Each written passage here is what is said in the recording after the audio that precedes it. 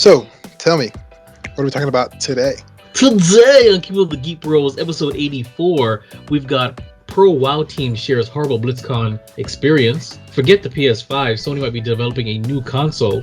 Google confirms all the stuff Stadia won't have at launch. IGN's Pokemon Sword and Shield review video hit by massive wave of dislikes on YouTube. Fortnite pro player suspended from Twitch for streaming with a banned player. How to get Fortnite stormtrooper Star Wars skin from Jedi Fallen Order. Dungeons and Dragons vs Rick and Morty RPG. Motorola is bringing back the flip phone. J.J. Abrams discusses meeting George Lucas to talk Star Wars: The Rise of Skywalker. Don't blame Disney Plus for missing movies. The Mandalorian episode 1 and episode 2 review. Star Wars Resistance Reborn book review. Invasion from Planet WRESTLETOPIA issue 4 review, finally. Garbanzo's Corner, Star Wars Jedi Fallen Order hot take, no spoilers.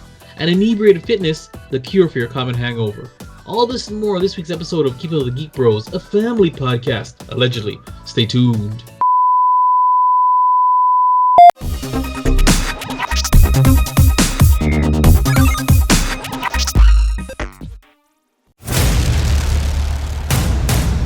In a world where geeking out never looked so good, two incredibly sexy men will rise for your auditory pleasure.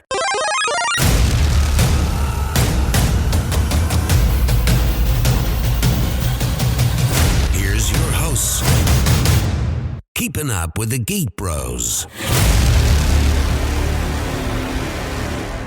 Yes! Keepin the Geek Bros podcast. I'm your host, Vibe, and with me is my fellow geek bro, singular, temporarily. Darth Flex, goddamn. What was that? That's just your flaccid salami. That's what you're doing. You're eating all your flaccid salami. All right. Before we get to today's topics, Mr. Flex, tell these fine earlobes how to find us on social media. All right, now. Oh my God. Open up your ear pussies so we can pussy. penetrate you.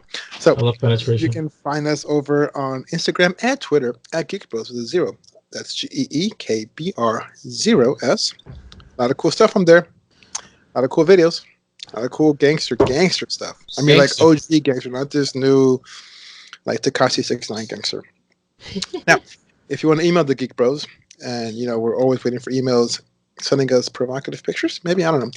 Check us out at Geek Bros with a 0 at yahoo.com. Again, it's GEEKBR0S at yahoo.com. And just email us for a chance to win some cool shit too. I mean, who doesn't love free shit? Agreed. Yes.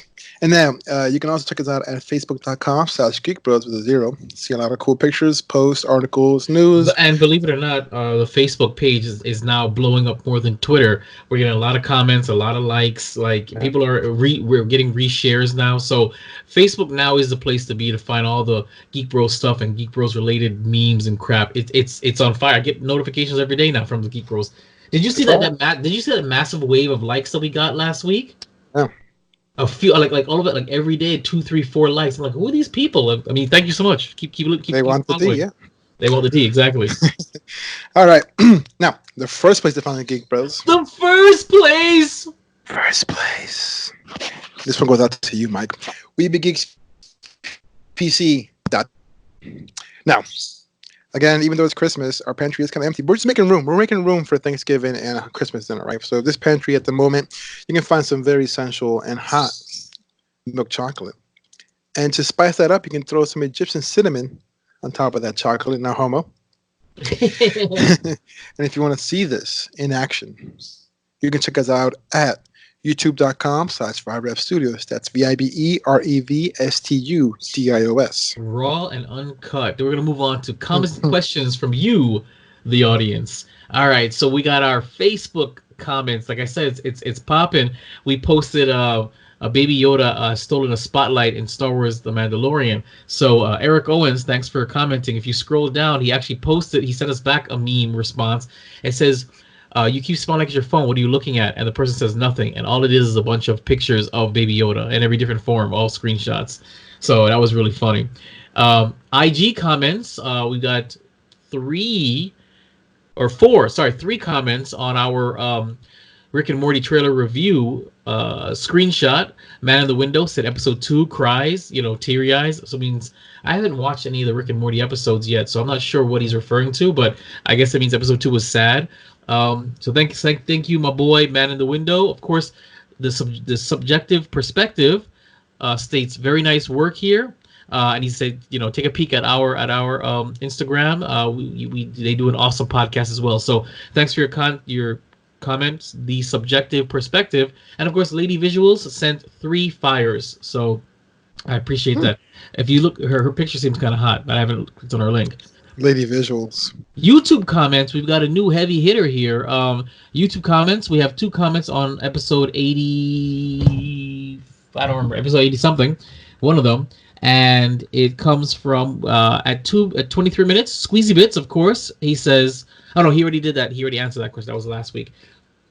A new user, Man, actually has sent some interesting comments. He said, I think it was episode 86. He says, total fan of anything Final Fantasy, but I wasn't able to get into Final Fantasy 11 or 14. He says, I guess it mostly has to do with the fact that I'm not an online player.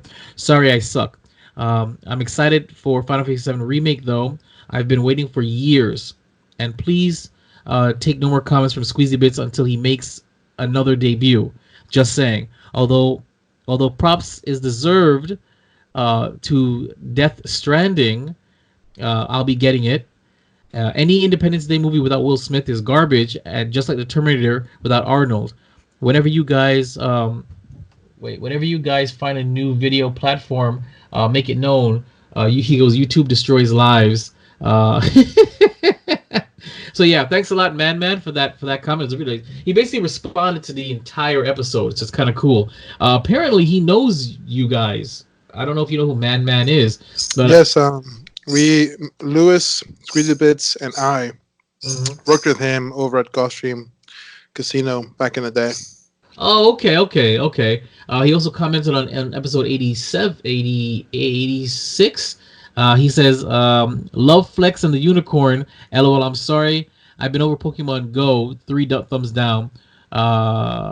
Who's letting me play New World Order at their house?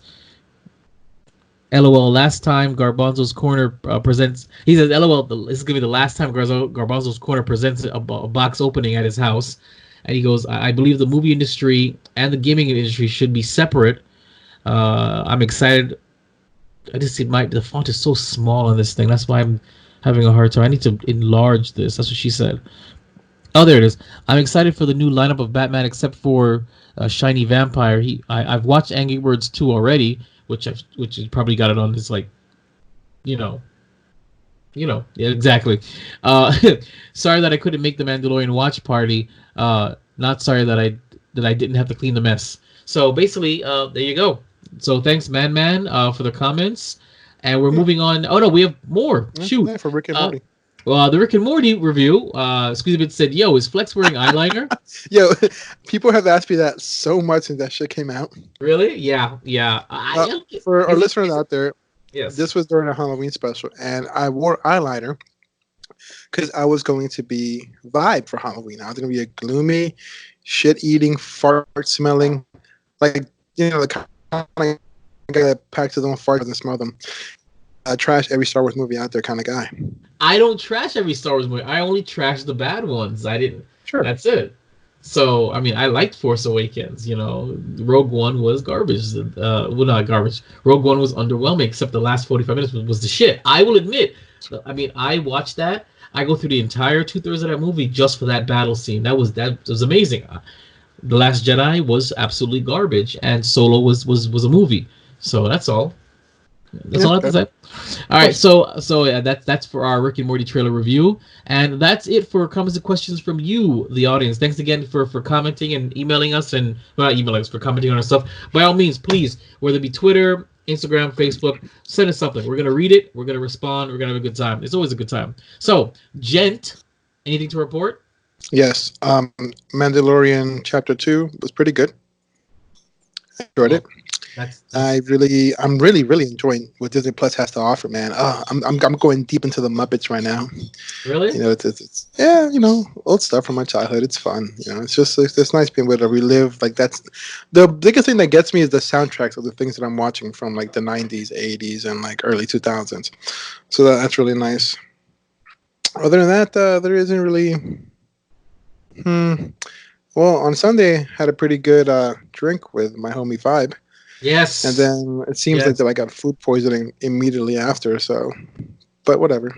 But when all right, so what we're saying, so I get a text from Flex, and he's like, "Bro, I need you to come out. I need you to come out to the Irish pub." And I was like, "I'm kind of running around Sawgrass. You know, it's a Sunday night. It's like it's my only day off." But I wouldn't say he wasn't pleading, but you could sense the urgency in his text, and I found it hilarious. So I show up, and there I am, and it's him, the artist formerly known as Julie Goods, and two friends, and basically the man pressure invited me to a double date. I said, "What the fuck? Like, what the fuck, bro?" I felt so out of place. I'm just like, "Oh fuck." I thought it was a bro date. You gave me the impression that it was you, your girlfriend, and her friend. I didn't know it was you, your girlfriend, her friend, and her boyfriend. So they're not dating. I don't know. I don't know. They were just there, but no. Are you sure? Positive. That's not what I saw. I saw some canoodling, not kissing. Maybe they just don't put any titles on it. I don't know. Maybe they were brother and sister. They look completely different, but I don't. I thought the guy was cool. You said he was driving you nuts. What was he driving you nuts about? At first, he was. Oh, okay. Yeah, once you got, I think it's needed another male presence to kind of hang out and chill. Oh, okay. Yeah, once you came in, like everything got a lot better. Before that, it's just like, It was funny. Well, the only other thing I have to report is that the other weekend, over the weekend, I hosted with help from my mom, my son's 14th birthday, and it was off the chain. It reminded me of a less alcoholic, more toned down version of my birthday party that I hosted at my mom's house, and it was great. I was surprised how many kids showed up. I met my son's girlfriend. She's a cute little white girl, white blonde girl with blue eyes. Like American white? Yes, like a white blonde hair. Wipe that up. She, I didn't know until the following day. He was like, "That was my girlfriend." I was like, "Oh, why didn't you tell me that?" He's like, "I didn't want you to embarrass me." I said, "I'm not gonna embarrass you. I would have just been myself." He goes, "Exactly." So if you were a 14-year-old boy, how do I phrase this question? Just speak your mind. Would you hit that? If I was a 14-year-old boy, yes, she's a cute girl. She's a cute girl.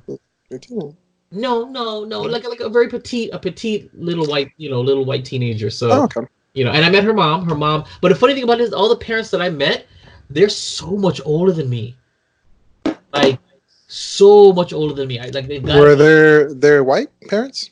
No, it was white parents, black parents. My son has a multiracial set of group of friends. It's Spanish, white, blacks. It was a bunch of them. But the parents that I met, they looked closer to my mom's age than they did to my age. I felt significantly younger.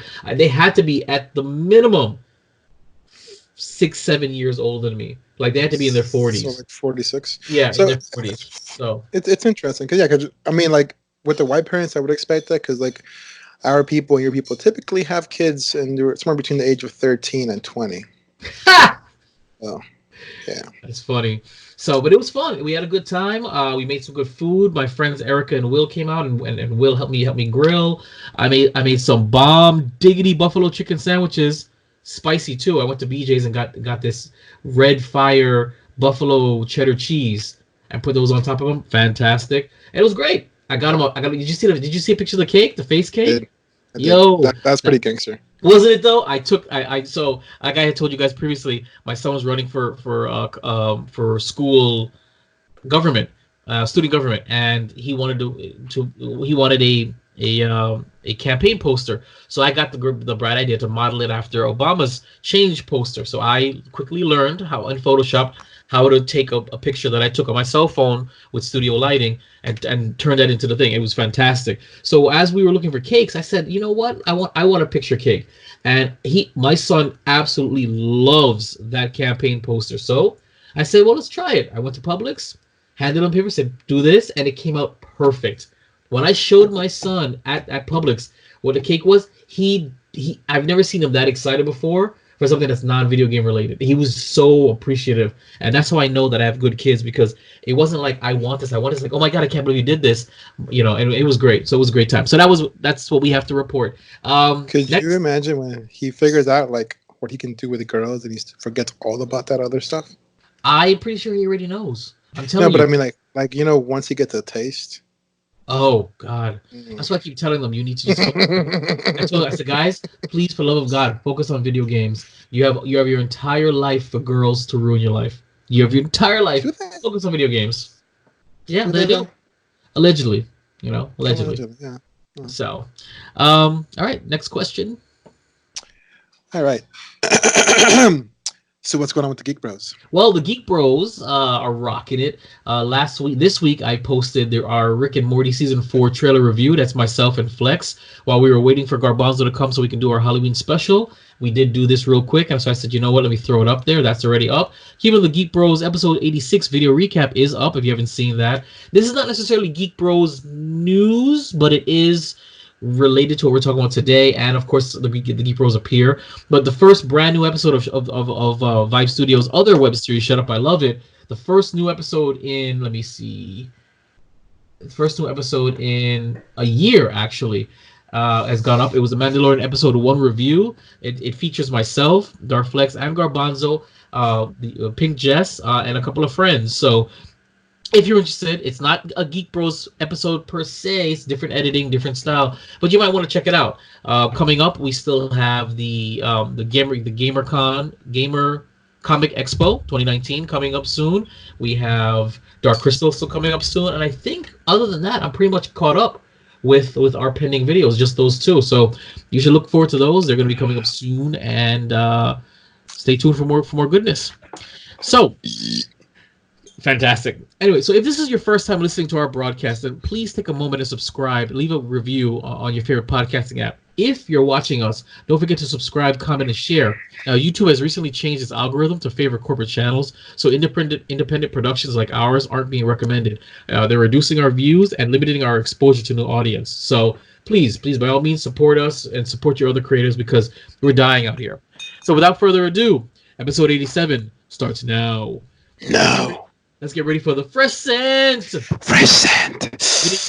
Video games out this week, brought to you by Darflex. Unfortunately, this is a pretty sad week because it's not that long. That's what she said. She said. It's going to start on November 19th, and it's going to end on the 22nd for this week. But we have Guilt for the Stadia, November 19th. We have Shenmue 3 for the PC and PS4. Now, the Shenmue 3 game is actually a pretty good storytelling game, like in Imperial China, or I'm pretty sure it's China. There's 2 previous games that are really good too, and it's very heavily lore-based, and you have to know the story. But the good thing about with this Shenmue 3 is they do have inside the game, like I guess the extras, has the story so far kind of thing going on, where you click it and you watch kind of a movie that goes through the last 2 games. So if you missed out on the first 2, you can still just go ahead and get the 3rd one. All right. Now, so we have Google Stadia launch for November 19th. So for that previous one, the Stadia comes out on November 19th. Football Manager 2020 for the PC, Android, and iOS. Now, this isn't American football. This is football like the universal game football. Soccer, basically. What we call soccer in America. Yeah, exactly. Then we have Bobble for Friends for the Nintendo Switch. We have Narcos. What? Oh, this was interesting. Narcos, Rise of the Cartels for the PC, PS4, Xbox One, and Nintendo Switch. Now we're on to the 21st. We have Asterix and Obelix Triple XL 3 The crystals meant here for the PC, PS4, Xbox One, and Nintendo Switch. We have BattleTech Heavy Metal for the PC. We have Black Future 88 for the PC and Nintendo Switch. Now we're on the 22nd. We have Civilization 6. Oh, that's yes, you, right? That's me. Then you better believe for that's the PS4 and Xbox One, and you have both systems. Yes, I do. All right. We have Sniper Ghost Warrior Contracts for the PC, PS4, Xbox One. I hate that game. It's super unrealistic. And that is it for video games out this week. Wow, that's a short list. All right, we're going to move on to the Battle for Azeroth continues. Darflex, you're still up there. Perfect. For you who are playing, the 50-year anniversary of World of Warcraft is still going on. You can still log in to get the quests you need, so you can run through the 15-year anniversary quest and get the special mount for Deathwing. Again, that will be the Time Walker's quest, which leads you to the Time Walker's raid or the dungeon. You can still play all the way to endgame and do a couple of world events while we wait for World of Warcraft Shadowlands. Now it is completely confirmed, so they will cap your level at 60 with the new expansion. So you will no longer be able... Right now, you can currently get to 120. So if you pre-order the Shadowlands expansion, you get a character boost to 120. But once the expansion goes live, all your max level characters get dropped down to level 60. I don't know how I feel about that. Why is that? I don't know. I just enjoy the, higher, much higher levels. But I guess it doesn't really matter in a world where you can't PvP whoever you want. It's stupid. But another thing is, right now, currently in the World of Warcraft, in the current expansion, you are able to do so. How there's arcs, how there's the Rise of the Lich King, and there's their Burning Crusade expansions. Right. They're both leveling zones for level 60. So right now, currently, you can do both. You can do the Lich King and then come back and do Outland later on. It'll be much easier because you'll be a higher level. And then just progress. So you could just bounce back and forth from expansions. So now with the new expansion, Shadowlands, it's going to be a linear story. So if you pick Wrath of the Lich King, you level through that expansion and continue. You don't go back and do the chapters for the Burning Crusade. I think that's kind of good because it gives you more of a personal experience, as in like, okay, yeah, this is the real character. Hey, it's Garbanzo. Well, hello, Garbanzo. Thanks for joining Hello, us. ladies. Yeah, so I was just telling Garbanzo that in the new Shadowlands expansion, you know how currently in World of Warcraft you're able to do simultaneous expansions, that you can run the Wrath of the Lich King and Burning Crusade as a level 60 leveling area and come back and do whichever one you didn't do at a higher level. So for the expansions, you're going to keep it as a linear story, so you can only do one or the other, which I do like in the sense that since you have multiple characters, you're able to run, it's more realistic, you're able to run multiple characters in different parts of the world at the same time, because it is the World of Warcraft. Yes, it's a game, but I like the realism of you're only really able to be in one place at any given time. So I think it's going to be good. For example, I'll run my rogue through Burning Crusade, and I'll take him to Outland, do all that stuff, and then I'll run my Paladin through Wrath of the Lich King, So, and then I'll level through those expansions. And again, they're capping the expansion level, max level at 60. So if you have level 120 characters, you're going to come down to level 60. But I do like how it's going to be a little bit harder again to level up. It's not as easy as it is now. And I do like how you're picking which route to take rather than having the option to do both routes at the... Damn, it doesn't look right. Rather than having the option to do both routes at the same time. But it kind of encourages players to have multiple characters, multiple avatars, multiple classes, multiple races, and actually play the story. What would make it even better, Blizzard, if you're listening, is that if you would make with a World of Warcraft open PvP for PvP servers. So it's even more realistic that if you go and fuck around in the wrong area, you might get got, bro.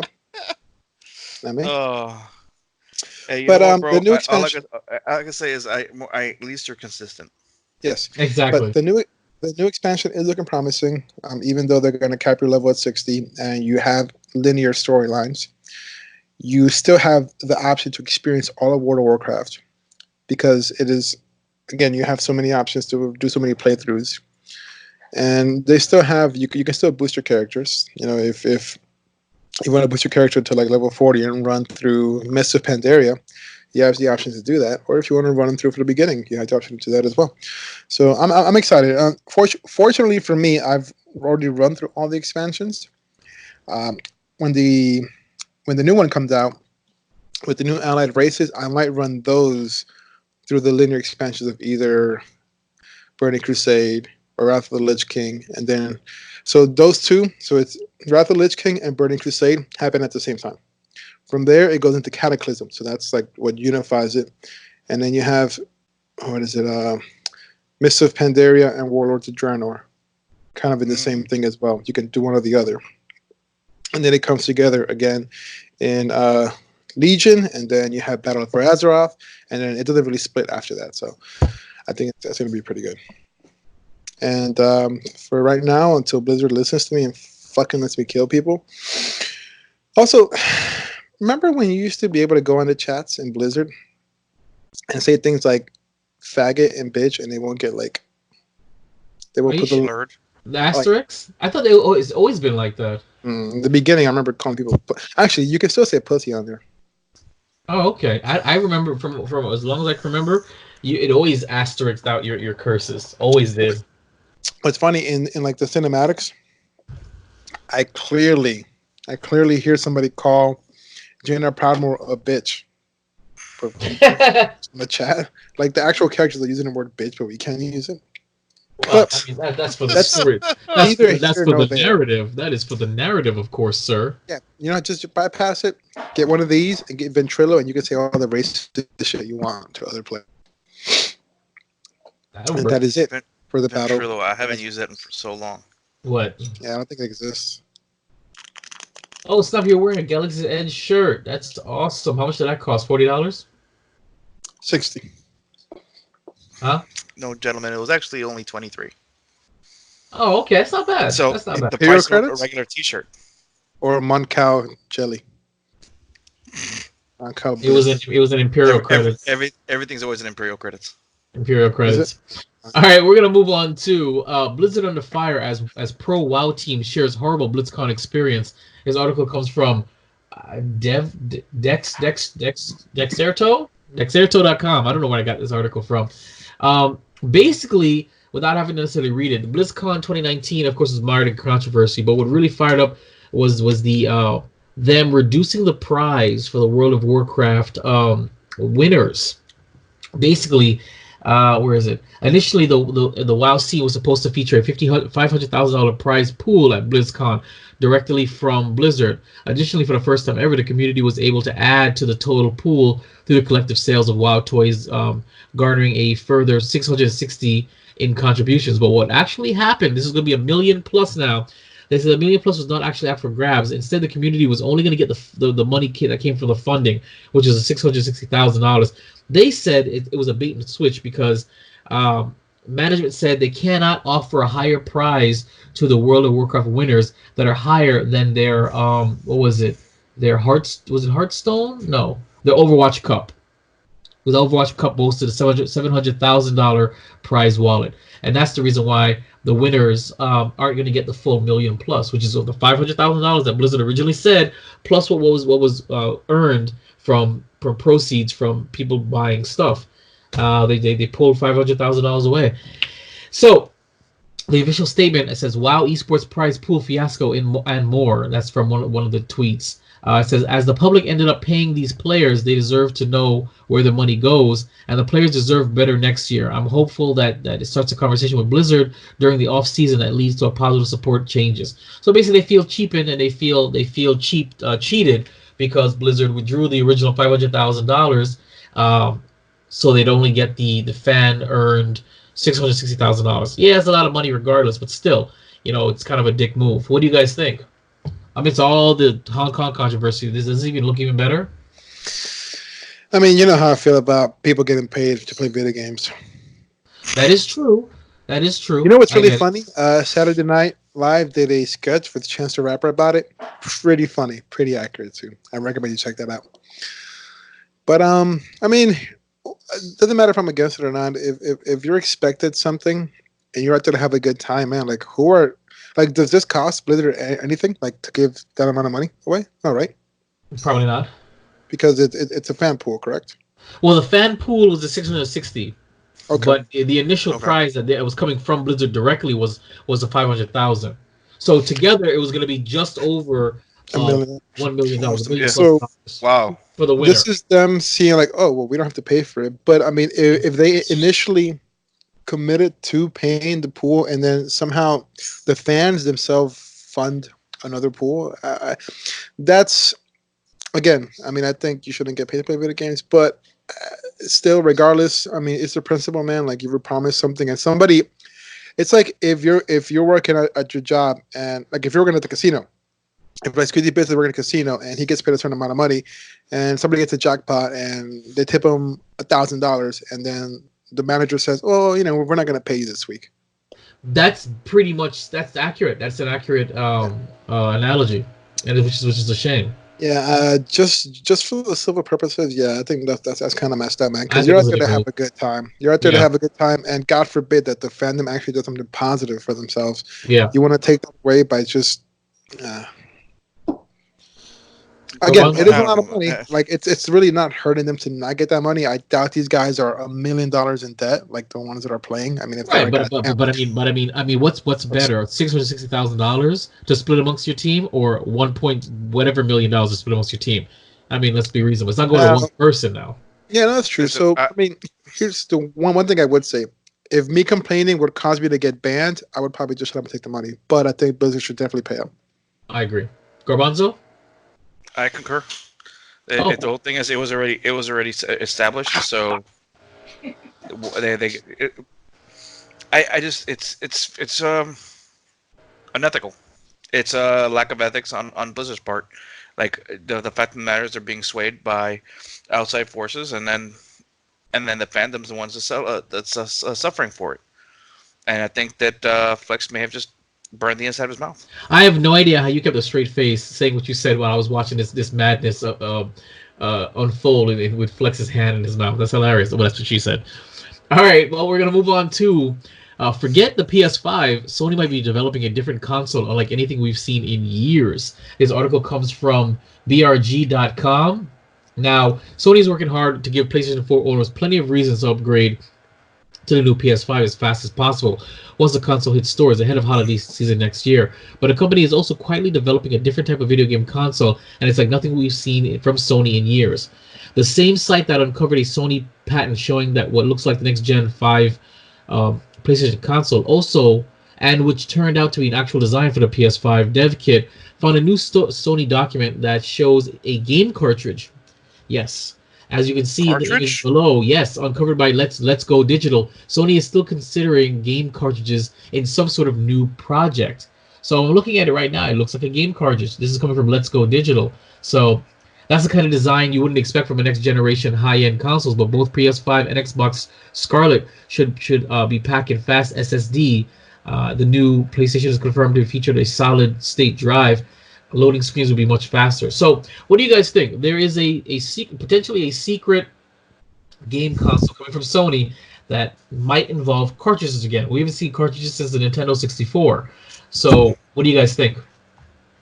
Wait, are the DS and Switch things considered cartridges? I don't think so. Actually, they're not considered cartridges. They're considered SD cards.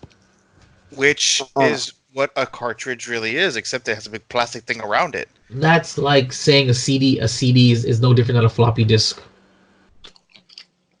The only difference is the type of material, but it still reads data off of it's just a more formalized piece of plastic. It's a CD is the same thing as a floppy disk, which is the same thing as a hard drive disk, which is also the same thing as a record. It's just the format that you read it. Okay. That's an analog type. It's the DVDs, Blu-ray, doesn't matter. It's still analog. Digital content is just straight off of either a jump drive cartridge. Well, I will say, I'll reiterate that the traditional model of what you would consider a cartridge to look like hasn't been seen since the N64. Okay, yeah, agreed. When you think a game cartridge, you don't think an SD card. You don't think what's what we have. We're putting in our slots now. That's what she said. You're thinking of that you blow in. Yeah, That's what what she I'm said. referring to. Yeah, that's right. That Right. too. That too. So I mean, I'm curious. I'm very curious. I do miss the days when you put your game in the system and it doesn't work. Usually, you blow on it and you blow inside the cartridge, and then all of a sudden it works, as if like blowing on it really does anything. I believe I read an article that says it doesn't actually do anything. Well, you could easily just leave the cartridge in there and turn it on, turn it off, turn it on, turn it off. It'll eventually work. But for some reason, blowing it just made us feel better. That's also what she said. Yeah. So. Actually, what ended up happening is that people didn't realize that actually that moisture from blowing it was actually causing the insides to erode. Exactly. So that's why they always said you had to actually use your shirt to cover and do it to keep the moisture out. Yeah, that's actually because it's funny because I think you're on mute. No, I'm not. I was talking. Fantastic. What I did is I used alcohol swabs and cleaned it. Isn't that terrible? Isn't that bad? Well, alcohol is a drying agent. Alcohol has a really high evaporation temperature, so it dries immediately, and it's not water based. Okay, yeah. But but here's the thing though. It's on electrodes. It's not so bad, but putting it on something like a disc, where the data is not transferred, but it's actually read off of, then yeah, it would be damaging. That sucks. Oh, all right. Because I do know that I know they said that if you open up like nail polish remover anywhere near a computer, just the fumes alone mess up the circuits. That's how strong the fumes are from nail polish remover. You should never use. It's an alkali. Hold on, doctor, explain. Bases and acids. That's a base. Isn't it considered a base? Nail polish remover. What? Nail polish remover? It is. It's super basic. Like both you bitches. I knew that was coming. I knew that was coming. But so it's pretty simple. Bases and acids both burn you at a higher, low enough pH level. That's why when you put hydrogen on your hand and you leave it on your skin, it turns white and it burns because it burns. Well, it killed all your cells because it's toxic to humans, but it's also a base. That's why if you have heartburn and you don't have Tums, you can drink baking soda because it's basic and it buffers the acid. Or vinegar. Vinegar is an interesting one because it does have different effects. I don't know. I don't know much about vinegar, but actually, if you take if you're having really bad acid reflux and you don't have anything at all, taking a shot of vinegar, which is considered a base, will actually help balance you out until you can get your hands on something else. Now your breath is gonna taste like salt vinegar chips. That's delicious, though. That is delicious.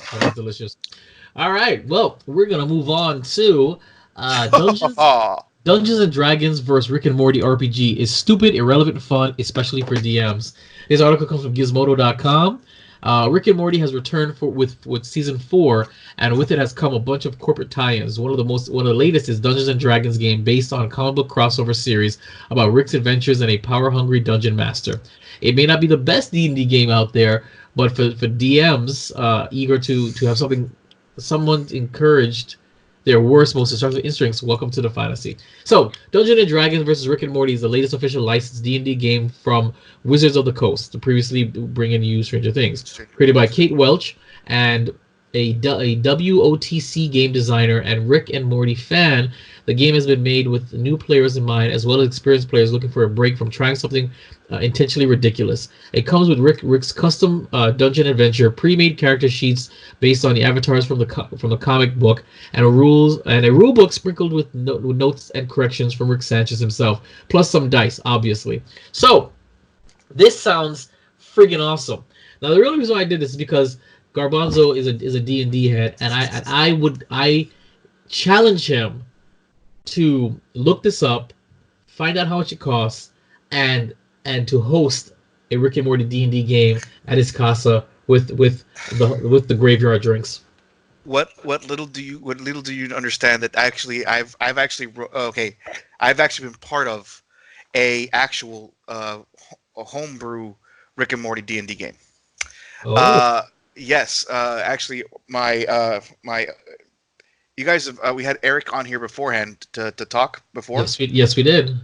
Okay, he is he's actually one of the guys who usually runs our games, and as a birthday present one year, he ran a complete 4.5 hour dungeon, which he progressed because we all progressively got drunker towards the end, right? In true Rick and Morty fashion, and I may actually still have the footage.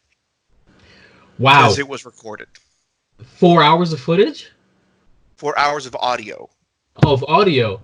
Oh man! By all means, if you have that audio, I'll throw that sucker right up on Geek Bros and have a blast. I'm telling you right now. To actually know the ending, I'm probably gonna force you to put it on the Patreon because the ending is really. All right. So how about this? Really How about this? We could do like the first hour, as a teaser, and then if you want to listen to the whole thing, you go to Patreon. There you go. Well, we might have to edit some parts out because there's parts of us like getting up and taking breaks and stuff like that. So we actually have to. Are you serious, bro? What is that? What are you eating?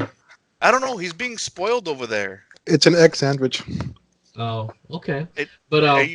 What kind of egg, dude? Ostrich egg? That thing's huge. Forget that. What kind of bread is that? So that's a nut bread. It's made of nuts. Yeah, it is. I thought also what she said. Eggs and nuts. That's Well, I mean, this is what you're gonna have to do. You would have to then, whenever you can, after a while, you have to. It's a huge file. You're gonna have to listen. You're gonna have to listen to the whole thing, and you have to give me timestamps of what to edit out.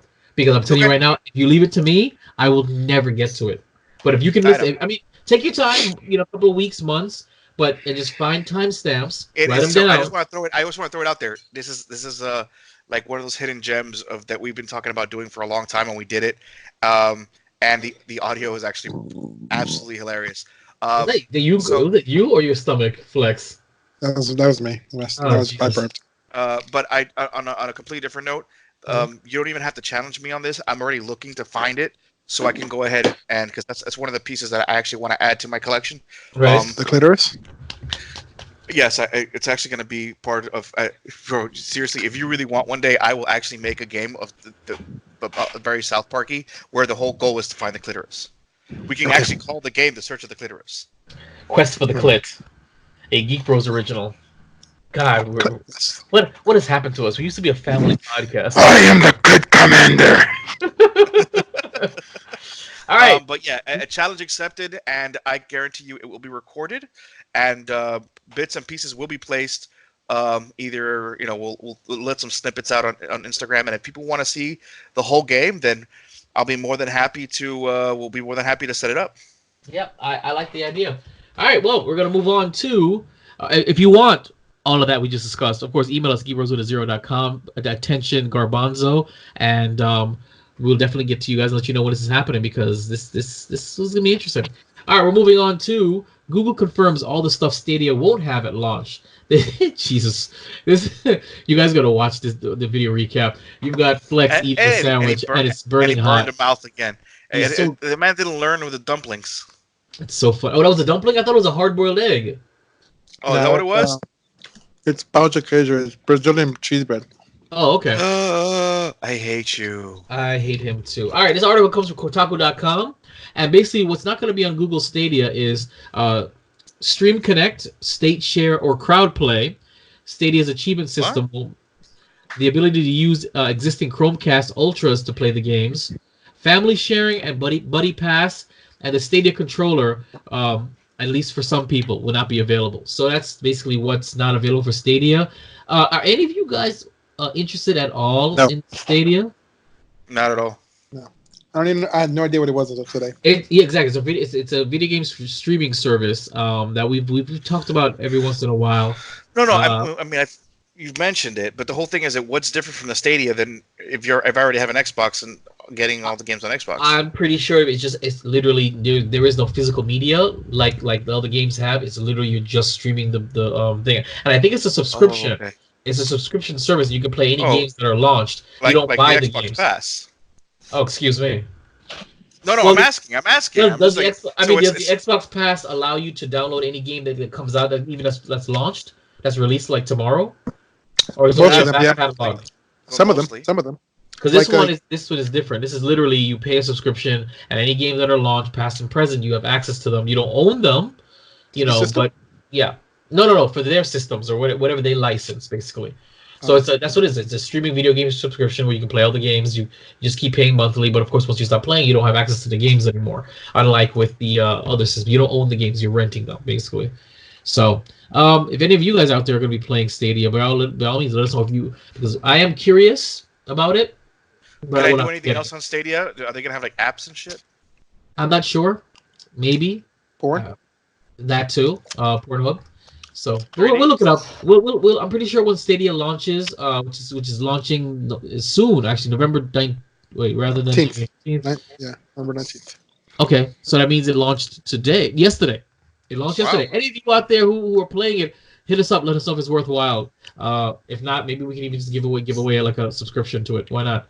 Because we do giveaways that nobody wants. All right, we're moving on to IGN's Pokemon Sword and Shield review video hit by massive waves of dislikes on YouTube. This article comes from NintendoSoup.com. IGN and other members of the gaming press uploaded their reviews for Pokemon Sword and Shield. IGN gave a very favorable review of the game and rewarded it with 9.3 out of 10. However, not many people agree with IGN's review, so to punish them, they put a whole bunch of dislikes.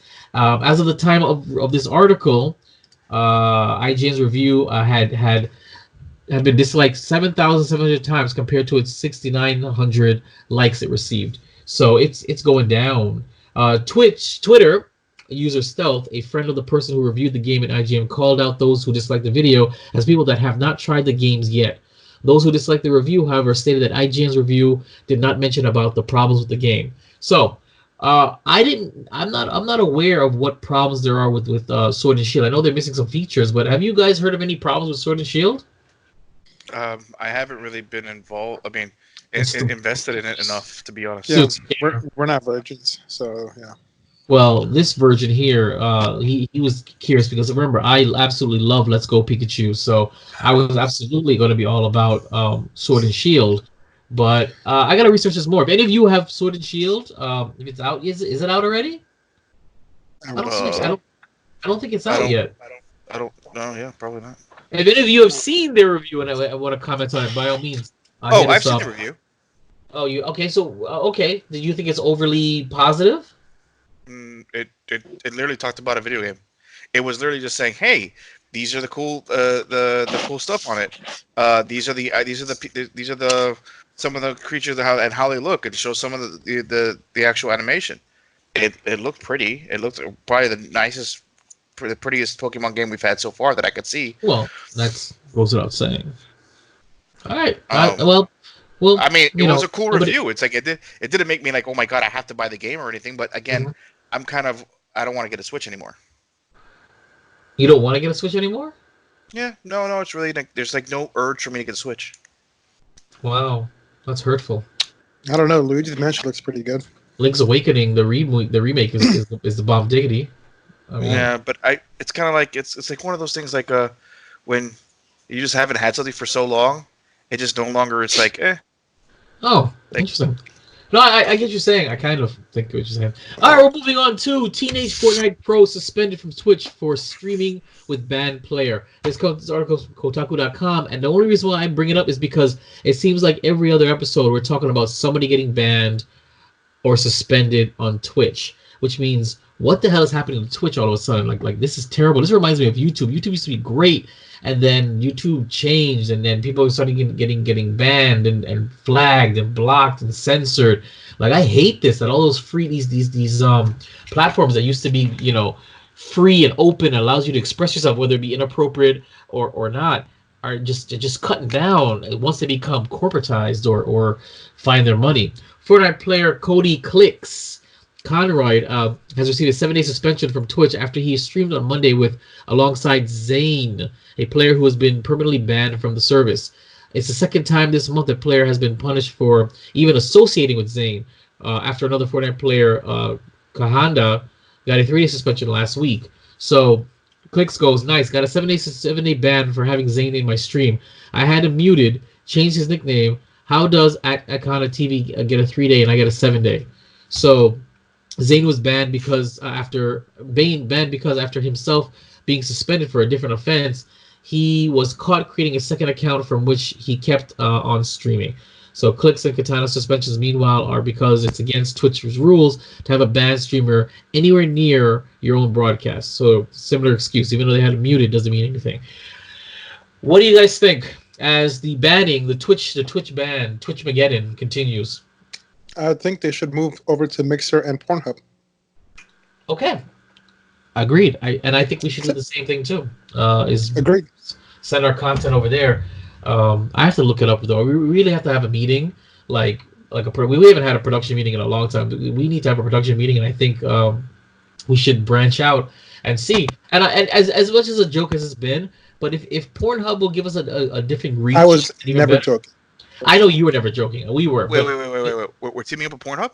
No, we're not teaming up with Pornhub. As we were talking about Switch. Why not? Switch, because we were saying that Mixer and Pornhub should be where all these banned streamers should go, and I said the same thing, saying maybe we should consider it. We should actually have a production meeting and consider our options for other locations to place our content, since YouTube is shafting us out the ass right now. So I agree. So I think honestly at this point in time we should switch from YouTube over to Mixer or Twitch. I mean honestly, I think we'll have a lot more. We're gonna have a lot more connections with not Twitch. It has to be. We got to go to more of okay, fine. Mixer. I'm okay. I'm okay with Mixer. And how about Mixer and Pornhub? Why not just one? Yeah. Why not both? That's what I'm saying. I have no issue whatsoever deleting Twitch off of my my computer, due to the fact that it's always lagging and messing up my startup anyways. All right, that's something we can consider in the future. 2020 is coming, so we still have the rebranding to do. So look forward to some new announcements. Yes, maybe we are rebirth. Leaving. Maybe we're leaving YouTube. So we'll see. Or if not leaving YouTube, supplementing on other platforms, because if our numbers don't return to where they used to be, then there's no point. So with that being said, absolutely. We're moving on to Fortnite gets a Star Wars skin. This article comes from Polygon.com. Fortnite has once again paired up with the biggest media properties on Earth for a cool new cosmetic. You can dress up as a stormtrooper now, and there are 2 ways to do it. 1, you can simply purchase the skin from the item shop, or 2, you can buy Star Wars Jedi Fallen Order. So yeah, basically I think it's 1,200, whatever the currency is in the game. I don't think it's dollars, it's coins or tokens, because I saw it when my son logged on. He's like, oh my god, look, and he tried to convince me, and he got a very rare no for me, because I'm just like, this is stupid. So stupid as in, like, I'm not going to give you $12 or $14 or whatever just to get a skin. It doesn't do anything else for your game. It's just a look. But yeah, you can do that now. That's what I have to say about that. You guys have anything to say before we move on? I have nothing to say on Fortnite. Garbanzo? All right, you Fortnite players, there you go, playing Stormtroopers. Yay! Nope. All right. I got one more. I got more Star Wars is great Star Wars, but that's it. True. I got this fucking thing for the artist formerly known as Jilly Goods. I'm gonna try. I can't really see it. No, what is it supposed to be? Why don't you describe it? It's for the workout thing. Yeah, that fucking thing. They have a workout thing for the Switch now. Yeah, it's the Ring Fit Adventures. Ring Fit Adventure. Yeah, it's like you fight shit and you work out at the same time. So I don't know. How much is that? I wanted. I think it's like okay. That alone is a reason for I would consider getting the Switch for just that. And like you fight dragons and shit and kill monsters and run and like flex all the fucking time. It's pretty cool. Oh, so you do gangster shit while losing weight. That's great. I would love to get that. Actually, this would actually help you probably get over your plateau if you supplement it with your sprints. Okay. That's I'm looking forward to that. All right. So we're gonna move on to Inebriated Fitness. Darkflex is an exercise physiologist with a BS in exercise science. He is a certified CSCS strength conditioning coach, a CISSN sports nutritionist, sports injury specialist, and currently an MMA weight cut specialist and nutritionist. The Cure! for the common hangover. A hangover is the experience of various unpleasant physiological and psychological effects following the consumption of alcohol, such as wine, beer, and distilled spirits. Hangovers can last for several hours or for more than 24 hours. Symptoms include fatigue, thirst, headache, nausea, light and sound sensitivity, and dizziness. Pain relievers can help with symptoms. A severe hangover may indicate alcohol poisoning and need emergency treatment. Darflex, you're up. I've had alcohol poisoning 3 times in my life. All right, so like stomach pumping, like really? Jesus. Like the real deal? Like puking yellow. No, but I probably should have got my stomach pumped. All right, so remember we were in Celebration, and I made that drink with salt and coconut water. And remember that? Yes, I do. Remember that. Okay. I do. So it's a formula very similar to the one I use to rehydrate my fighters post weigh-ins. And well, like you mentioned, one of the reasons why we are hungover is the imbalance of our blood chemistry. It has to do with electrolytes and everything else and hydration levels. While this may not cure, I mean, it depends on the severity of your hangover, but a mild one, this actually works pretty well. I'm going to give you the generic recipe. And I do make ones specifically for your weight and your biometrics, but you got to pay good money for that. So I'm not just going to give you that. But typically, I'm going to get some potassium and some sodium in there. Magnesium, I guess, if you want a little bit, but you don't really need too much magnesium. The biggest things would be sodium and potassium. So what you want to do with that is So bananas. take about a liter bottle or a liter container, and you can put water in. All right. Put, let's say, if you get one of the big coconut waters, you could put 1/3 of the coconut water in there. You'll put a teaspoon of salt in there. If you can get caffeine pills or something called a noon tablet, which is a little tablet that dissolves in there, it's caffeine and has BCAAs and electrolytes and so on. You can put that in there, or just caffeine tablets, up to you. You put some branched-chain amino acids. 1 scoop is about 5 grams. And for the tablets, I recommend, and you can put some. Actually, the BCAAs should have creatine in there. That'd be pretty good for your head. And then for the rest of the water, mix that up and drink it. Drink about 2 or 3 of those. It'd probably be beneficial to do it before you go out drinking, just so your body has a little bit of an abundance of those electrolytes and everything else. All right. But then So it's like once you wake up, strike to hangover. yeah, what I typically did, just to be efficient, was if I'm gonna know, especially as I got older, if I'm gonna go drinking, I'll kill a bottle of Pedialyte before I go out, and then I'll have 2 in reserve for tomorrow. But now I can just make my own. The recipe I gave you is pretty much a recipe to Pedialyte, but a little bit more potent and specific for that reason. Hey, question. So remember the whole, like, you see the movies where they would just crack a raw egg into like a thing and just like, would that help at all? I don't think so. I mean, I don't really see the benefit. It might help before drinking, because when you're drinking, what kind of helps alleviate the effects of drinking too much, it's not carbs like bread. People say eat bread, it'll suck up the alcohol. It's actually protein. If you have a heavy protein meal prior to your outing, there's a better chance that you won't get drunk as fast, and you won't wake up feeling as bad the next time.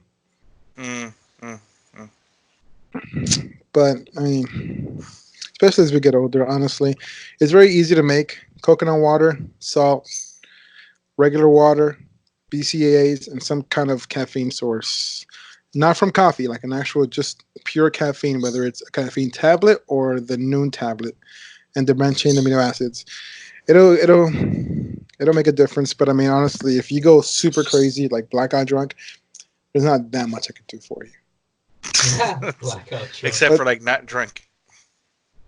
Yeah, don't drink. I mean, for sure, the next day, wake up. You're gonna have to hydrate. Okay, you have to put some more salt in your body. It's not gonna fix it, but you might feel better quicker. You need to hydrate, get some salt and some potassium in your body, and get some protein in.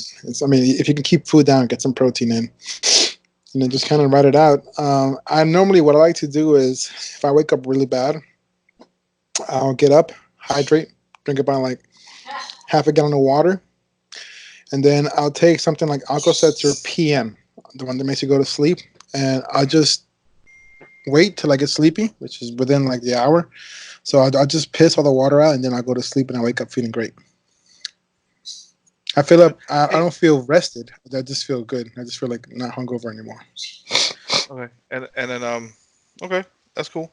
And then any truths to the whole, at least your opinion wise, any truths to the, you think with the higher sugary content or certain alcohols that cause more hangovers?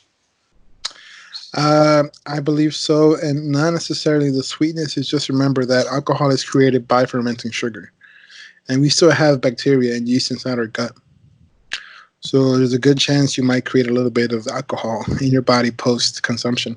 There was actually an article recently, not so long ago, about this guy who blew like a crazy amount of blood alcohol level without having a drink, and that's because he's got a rare disease where his body ferments carbohydrates and makes alcohol. I think it's called like beer gut syndrome or something like that. And he was not drunk at all. He didn't feel the effects of the inebriation, but his blood alcohol level was like way beyond the legal limit. Oh wow!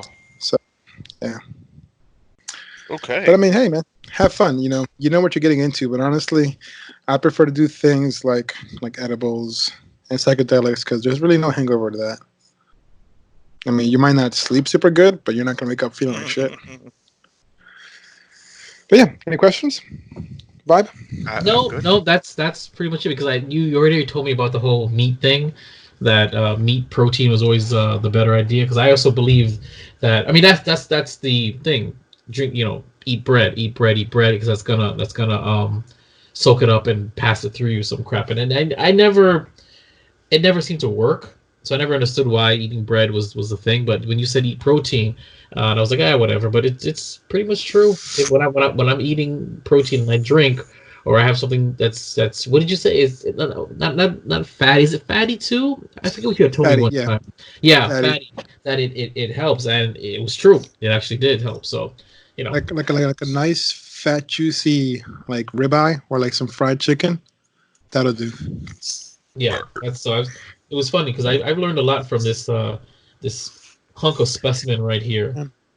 I don't think it's on purpose, but there's a reason why chicken wings and beer go so good together. Oh, absolutely. I definitely feel that way. I love Hooters. I love beer. I believe you. All right, well, thank you so much, sir. If you want more fitness and nutrition tips or would like to see some sweet UFC posts, follow my man here on Instagram. That's Darth_Flex, DARTH_FLEXX. We're moving on to Garbanzo's Corner, Star Wars Jedi Fallen Order hot take, no spoilers, review. So Star Wars Jedi Fallen Order is an action adventure game developed by Respawn Entertainment and published by Electronic Arts. Players control Jedi trainee Cal Kestis, and a story set in the Star Wars universe shortly after the film Episode 3, Revenge of the Sith. Take it away, Garbanzo. Hot take. All right, so real quick, just so everybody understands, I have not completed the game. I am still within the first few planets that they've described and that they've already talked about in referencing to previous reports. Also, I'll be mostly just discussing my personal feelings on the game and some of the things that I heard that have been talked about the game that I think that it was done properly. That being said, I love this game. Visually, it is absolutely outstanding. Storyline wise, it's phenomenal. There is no dark side path in the game. That's been already passed along from the game developers because this is canon. Darkness. This is canon. And light to beat it. Well, pretty sure that Cal Kestis is. Oh, you froze. What'd you say? What'd you say, Flex? You completely froze. What'd you say, Flex? You froze. Oh, I said that Cal Kestis is Supreme Leader Snoke. Oh yeah, we already knew that though. No, what? Please don't start. You're just stop instigating him, please. Not you. Both. Darkness rises. Carry on. Now, come on. This is Garbanzo's Corner. All right. Well, and like to meet it. yes, very much so. So, well, like I was trying to say, this is supposedly it's canon. I'm not going to give any information on what the journey is, or what he's looking for, or what he's trying to do, or where he's trying to go. But it is. So you are spoiling it by telling us that he's going on a journey, that he's looking for something, and he's going places. Thanks a lot for that. Yes, because everyone just assumed that he was going to sit in a box the whole time and not do anything. Ooh, sarcasm, biting sarcasm for Garbanzo. I will say that I love this game. The game is fantastic. The game is amazing. I highly recommend it for any Star Wars fan. It doesn't matter if you swing towards the Empire or not.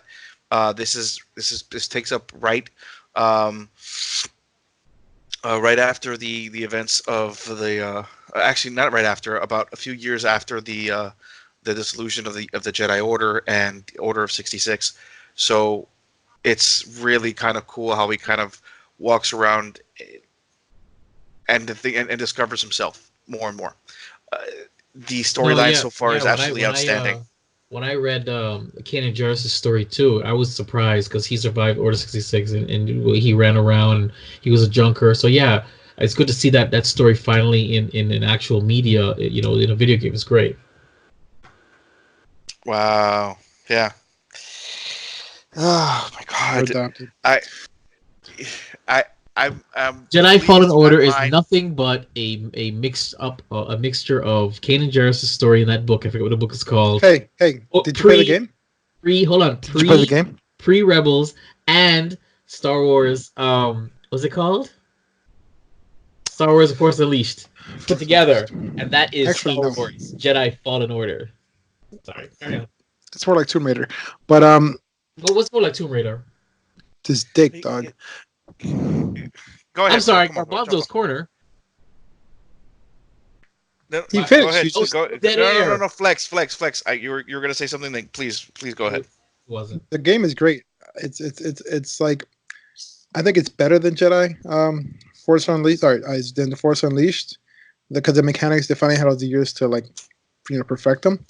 It's a lot like Uncharted and Tomb Raider in the sense that there's a lot of interaction with the environment. Bro, one thing I have to comment on this game is, how in most games, like the background is kind of static for the most part. It just has very slowly repeating things going on.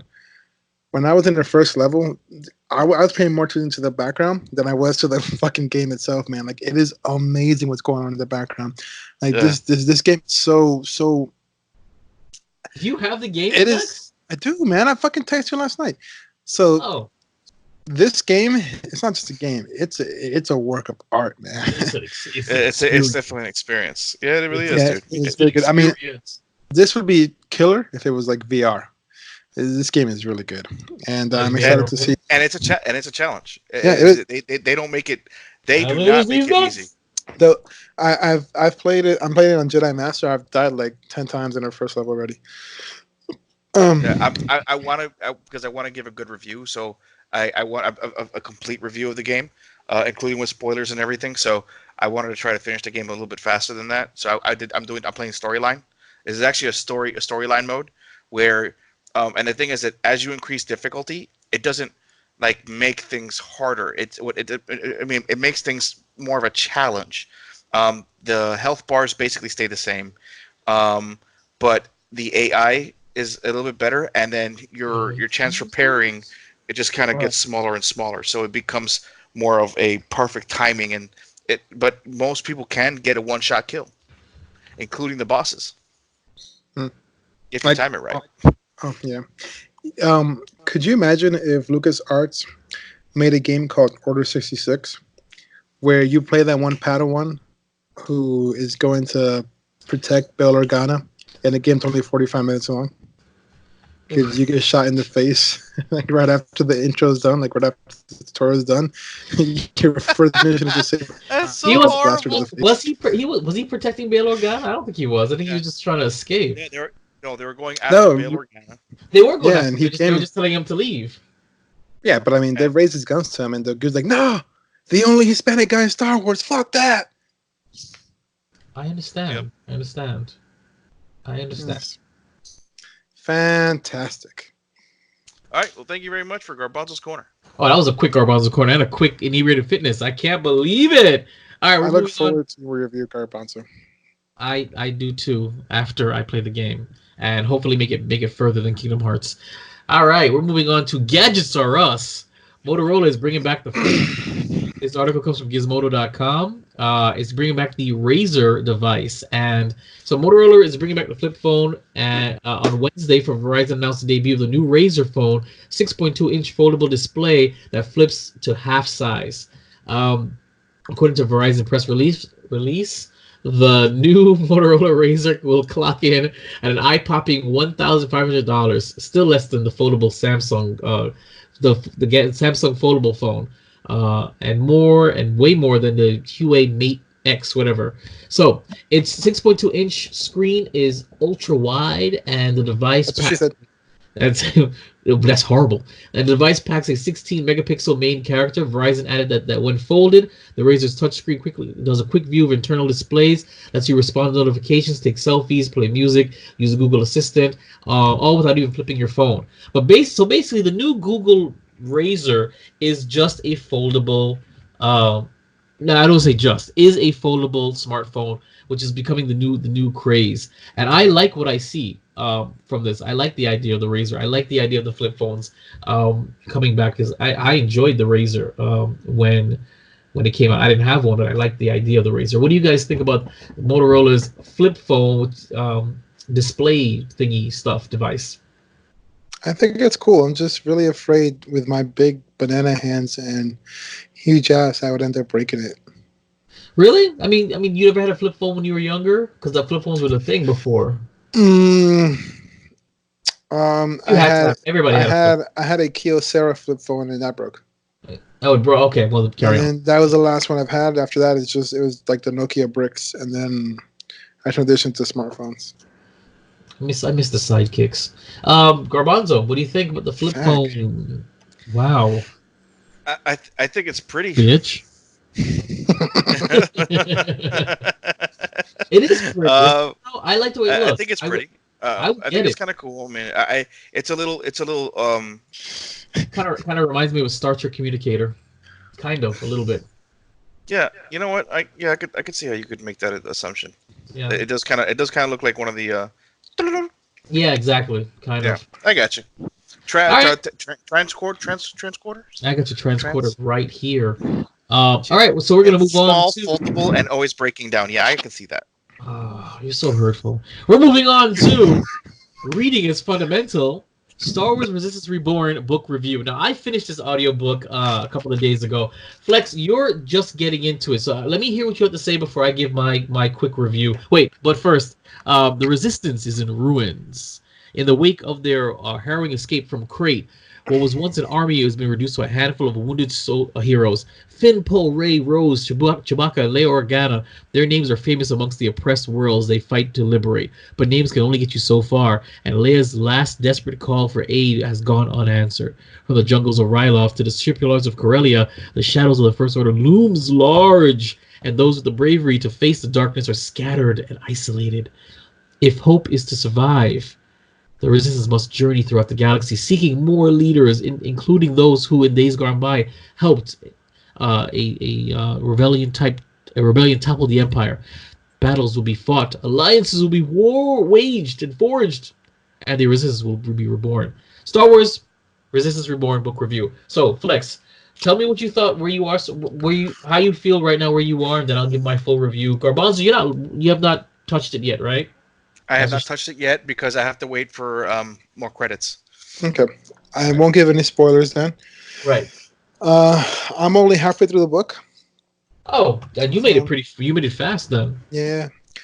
I like how they, one of my biggest, this isn't so much a spoiler, but if for you who read Inferno Squadron, which I know both of you did, and my biggest complaint with Battlefront 2 was actually the campaign, how after Project Cinder, you run that whole campaign, and then Leia sends Aiden Versio's daughter out to look for allies.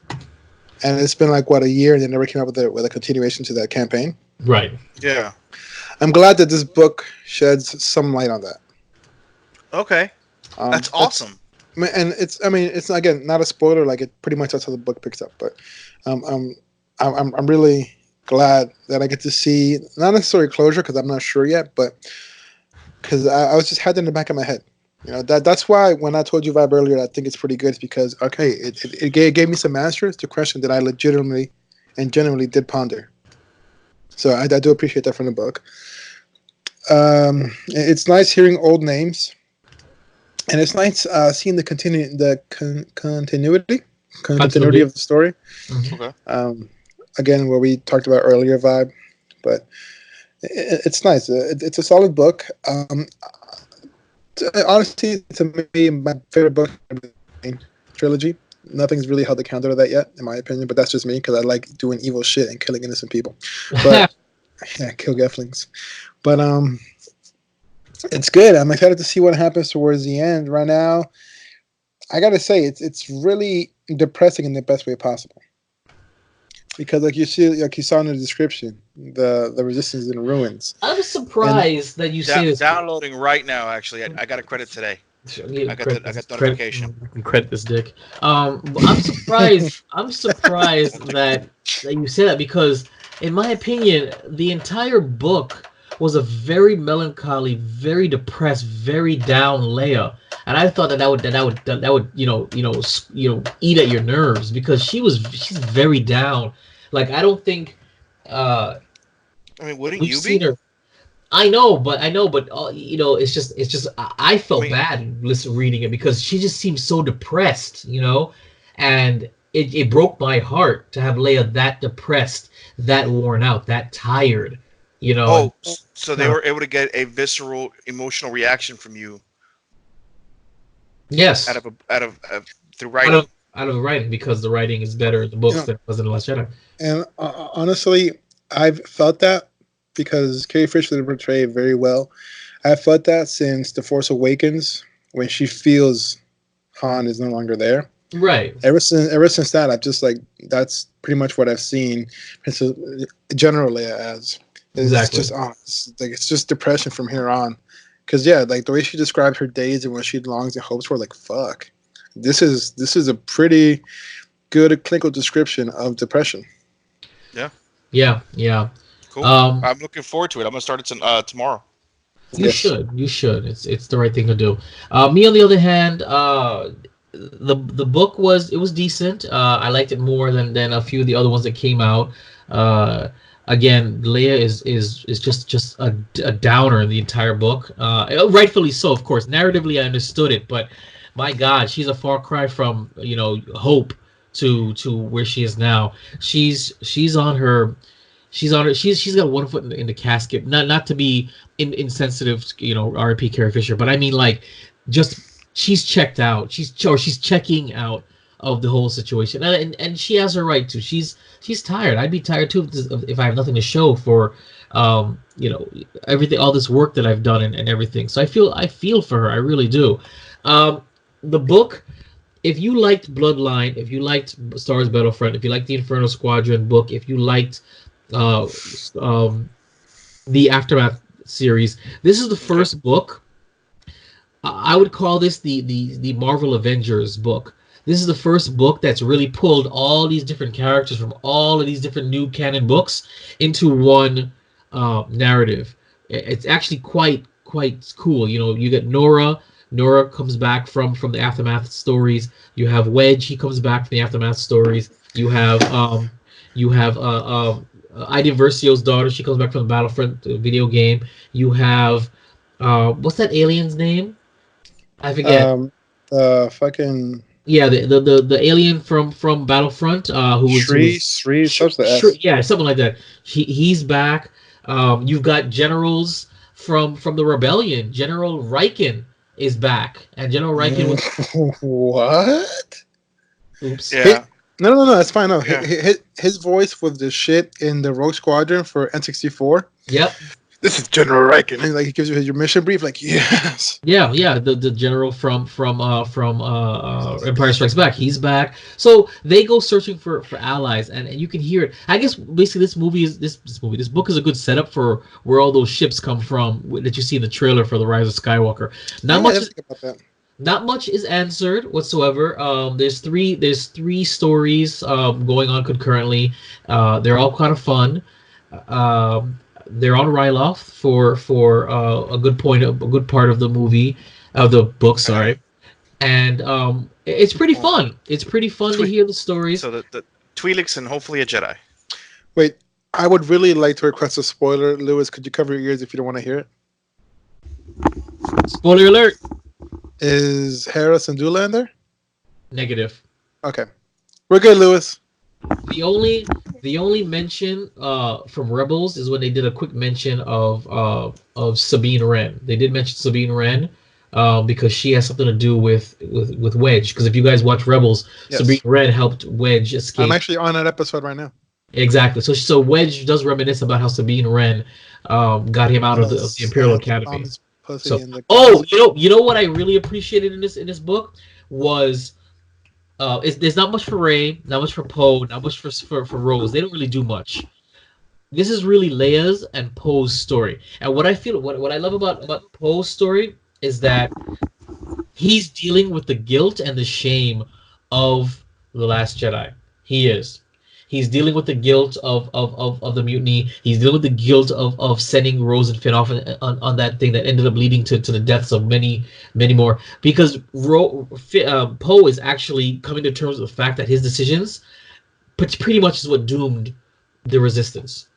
That being said, losing the bomber squadron in the beginning, sending Rowan Finn out, who found that guy who ended up betraying them and killing even more of the ships, catching them so they couldn't escape. He is directly responsible for the deaths of the majority of the Resistance. So he's actually dealing with it, and they question him.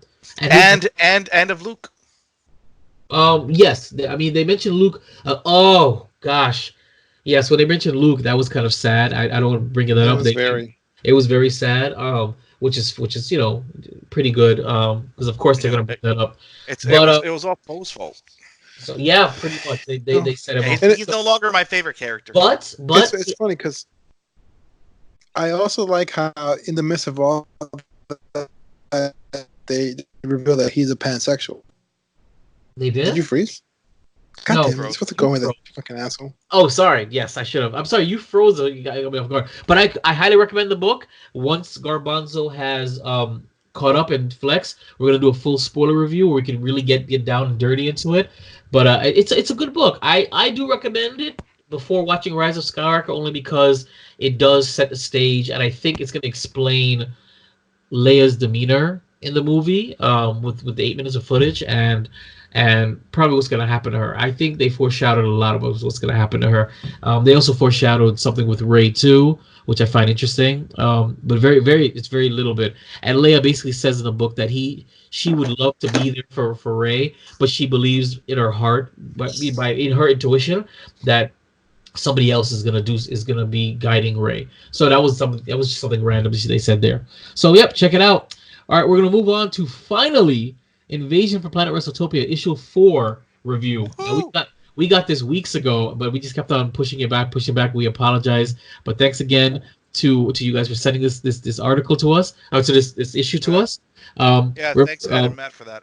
Honestly, yes, I love that. We love that stuff. When a disgruntled pro wrestler declares himself galactic champ of the universe, a planet of alien wrestlers view it as a declaration of war. Created and written by Ed and Matt of Suspicious Behavior Productions, the production company that founded they founded in order to waste money. Their fourth issue, Road Games, which is released on Comixology on October 31st.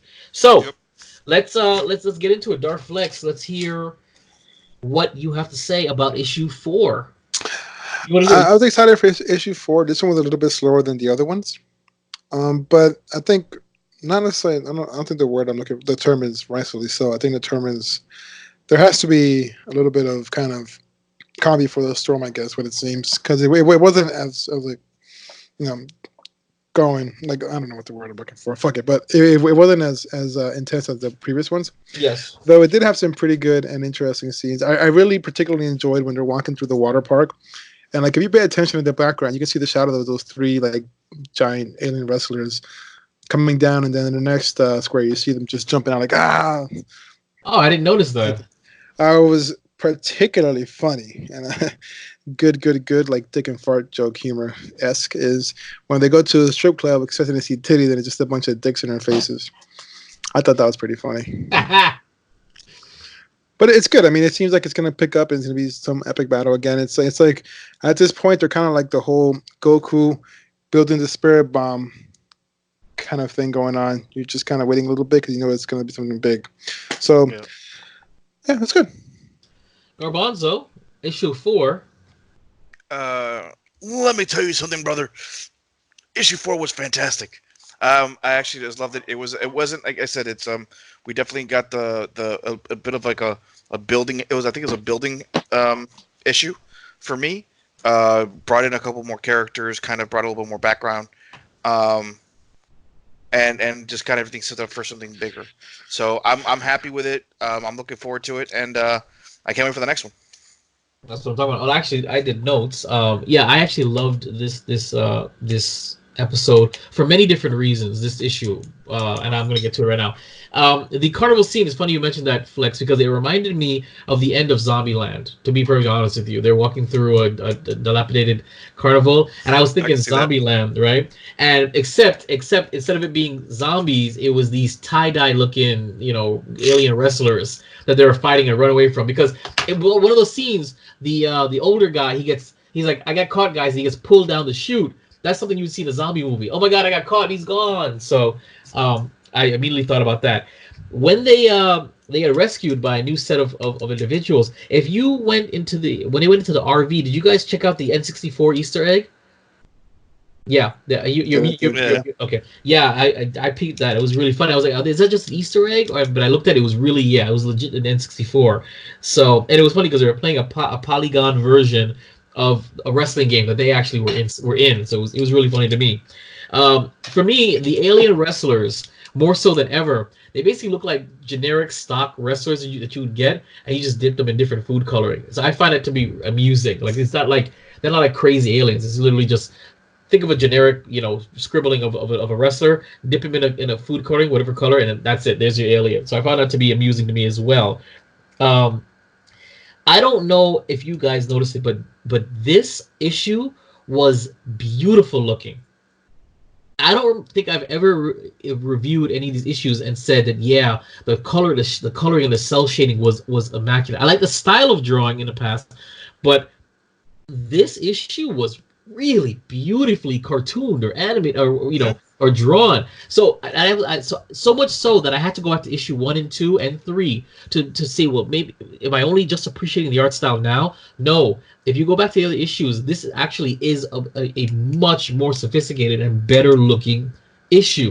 The shading, the color schemes, the atmosphere that they let the like, for me personally, where it really hit me was when they were in the RV and they're playing the game and they're bathed in a green glow inside the RV, and I'm like, wow, that looks like a bunch of people playing video games inside a dark room. That looked really good. So my favorite one was the All Hope Is Lost panel. That is when they cut to a video commercial discussing the upcoming battle between Manifest Destiny and Rory, and that all-purpose panel where it's Manifest Destiny and like two other people like there standing above I think it was buildings. That looked beautiful. That was definitely like some kind of cover art right there. I absolutely loved it. So yes, and that being said, they did the official. As much as I agree, you guys, it was a character building episode. They did do the official match announcement between Rory and Manifest Destiny. They showed the panel on TV, so that was quite interesting. The only thing that bothered me was the very, very cliche lovers quarrel between Rory and I forget the female that saved him. It was very, very cliche to the point where he goes, "I'm out of here," and she goes, "Yeah, that's what you do best. You run." Yeah.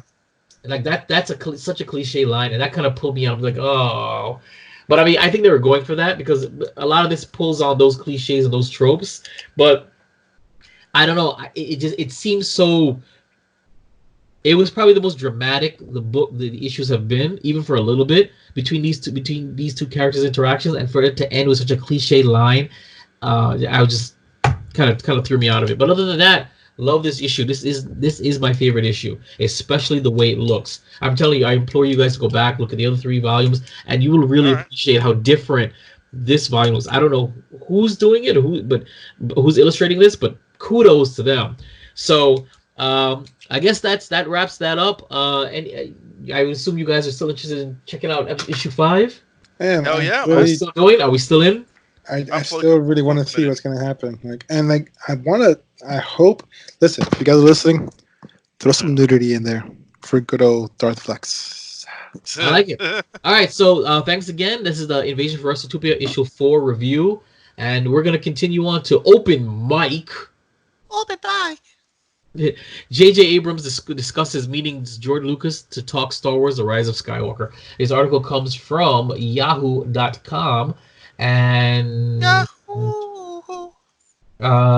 Abrams had a crucial meeting during prep with Joseph. He goes, he had a lot of things to say about the nature of the Force, the themes that he was dealing with when he was writing the movie. Abrams revealed to the publication Total Film that yes, there were some conversations about midichlorians. He loves his midichlorians, but it was a very helpful thing. Sitting with him is a treat just to hear him talk, because it's fucking George Lucas talking about Star Wars. I've always feel it's a gift to hear him talk about that stuff, because the effect he had on me 10 years ago was utterly profound. So basically, there is a rule. 10 years old. Huh? Oh, 10 years old. Sorry, 10 years old. Sorry, 10 years ago. 10 years old. So basically, he had a meeting with George Lucas, and the rumor is, the scuttlebutt is, that one of the cuts of The Rise of Skywalker is called the George Lucas cut, where they brought him in to consult, and he recut the movie with his way, based upon other footage and shot footage. Apparently that cut was the one that had the best response. Yes. So that's very interesting. So do you think that this article, it's a vague article, do you think this lends credence, some validity to that rumor? Honestly, I don't know, because there's been so much. Yeah. It's such a huge saturation of shit with Star Wars right now. It's kind of tough to. I don't know. Honestly, I've been ignoring them a lot, except for when us 3 are on here. Really? Yeah, I'm actually. I have to kind of concur with Flux on this one. Anything that has to do with any kind of information referencing to the last movie coming up, I just don't. I don't look at it. I ignore it, or because I want to go surprised. I don't want to know which cut I'm gonna watch. I don't care. I don't care if I end up watching a movie where they bring back the midichlorians or not. It just doesn't.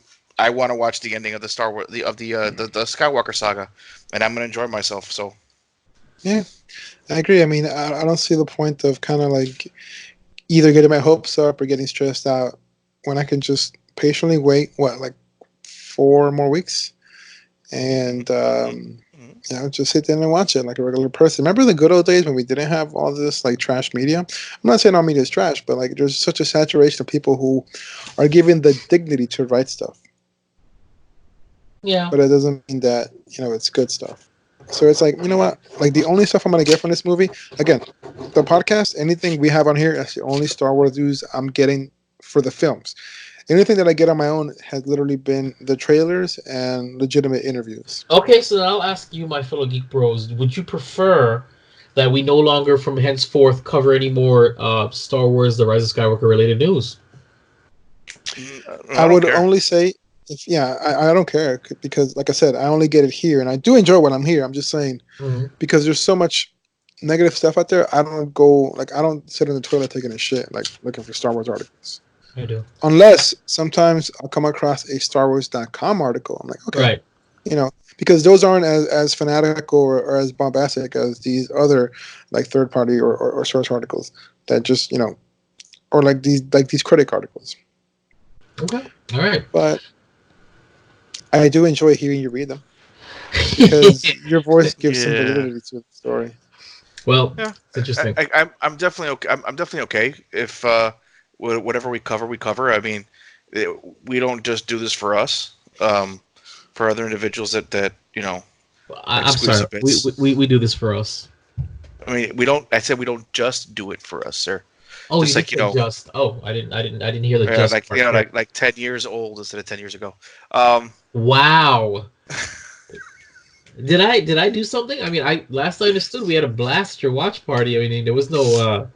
I'm sorry that I didn't mean to come off a little. What's the word, catty? He's mad. He's upset because I played it to Pink Justice's joke with the lollipop. That's why he's upset. So I understand. That's why he's mad. How dare he reach for her lollipop that was in her mouth? I understand. That's where this hostility is coming from. Oh man, I love you, bro. If you guys want to know what I'm talking about, you gotta watch the "Shut Up, I Love It" episode. It is hilarious. It is the first one in a year, and my God, did I have a blast with it! I'm so happy that Flex and that Garbanzo and Pink Jess not only hosted the watch party at my request, but allowed me to record there as well, because it was a real treat for me. To edit the footage was even more of a real treat. So you need to check it out. It's one of the funnier videos, especially the bloopers at the end. That's hilarious.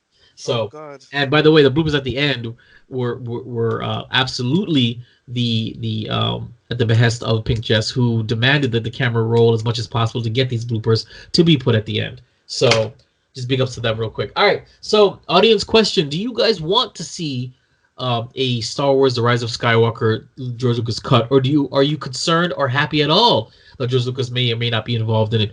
Email us keepbros@yahoo.com. All right, we're moving on to our final topic for open mic. Yes, it's a short open mic, as she said. We are going to review The Mandalorian, Episode 1 and Episode 2. Again, if you would like to see our initial reaction to the final trailer and to Episode 1, absolutely check out Shut Up, I Love It. Even though it's not a Geek Bros episode or a Geek Bros series. We're taking out the other article? What other article? Oh, crap! My bad. Pause. Well, next article. I think I accidentally. Oh no, I didn't. Disney Plus wants you to know that missing movies aren't their fault. This article comes from ScreenRant.com, and just briefly, despite everything available on Disney Plus, not everything is there, or at least not right away. But Disney Plus has an explanation for that. When searching for one of the missing films, such as Star Wars: The Last Jedi, the listing will say, due to existing agreements, this title will be available on. The existing agreements mentioned by Disney Plus is a reference to the fact that some of its movies' streaming rights are tied up with other streaming services. The Last Jedi, for example, is currently streaming on Netflix, so that's why it can be called Until Later, Disney Plus Until Later. Yes. Okay, so the reason why I wanted us to talk about this article is because, hold on, you were right. Oh God! Hold on. What the hell was I right about? You were right about the stuff not everything being on Disney Plus. What Disney Plus is doing was I didn't actually. You were right about the stuff, because when we had sit there and talked about because Netflix still has this, Netflix has that because they have the contracts, and I'm like, no, because I saw them on Disney Plus, and I did. What I didn't do is click on them to actually try to watch it, and then when I did, that's when I actually realized that I was like, oh crap, this is actually. I didn't realize this, so you were right. That was the whole reason we did this. I just wanted to make sure that I said this on record. I feel vindicated, at least in this little tidbit. But yes, I mean that was. But you're still a fan. Yeah. Oh, where'd that come from? Was that Jesus? What? Hello? It must be Jesus. All right, now back to what I was saying. The Mandalorian Episode 1 and Episode 2 review. If you want to see our initial reaction to the final trailer and Episode 1, check out Shut Up, I Love It. The episode is available now on YouTube. It is not a Geek Bros episode. It is a different. Are you cleaning your teeth with a condom? Yeah. You guys need to watch the video recap. It's a mess. Anyway, so the Mandalorian, a lone gunman, makes his way through the outer reaches of the galaxy, far from the authorities of the New Republic. First episode aired November 12th. Network is Disney Plus, and the budget for this entire series is, check it, $120 million. $120 million for a TV show. That is a movie budget right there. And that explains everything. So that's fantastic. So, all right, gentlemen, we are going to talk episode 1 and episode 2. We don't think spoilers or no? Yes, absolutely. Spoiler alert! It's all over the internet. So it's spoiler alert all the way. Okay, let's talk about it. I love me Baby Yoda. Why? He's everything that I want, and then some. I didn't even know I wanted that until they gave it to me. Disney's gonna market the hell out of it. They're gonna make Baby Yoda plushies. They're gonna make Baby Yoda. This. No, and I'm not against it. Unlike the poor. I'm even considering getting a tattoo of him floating in that little egg, just this right here in the forearm, going like this, reaching out. You know what you should do? Do that. We're filming that. You should film that. No, here, check this idea. You see your head? Make that into the little floaty crate and have them tattooed on the top of your head. Get one of those really good, like 3D tattoos, and your head is the baby crib because you already have the half thing going on here. That can be like the cover to it, and you have Baby Yoda right in the middle. That would be amazing. I'd pay for that. I would help pay for that. I would. If you were willing to do that, I'd help pay for that. Can you imagine coming into work the next day? Can you imagine coming into work the next day? Just convert to a different religion where you have to put like a headscarf on your head or something, and you never know. No, but what's the point of having a tattoo? We got to cover it up all the time. No.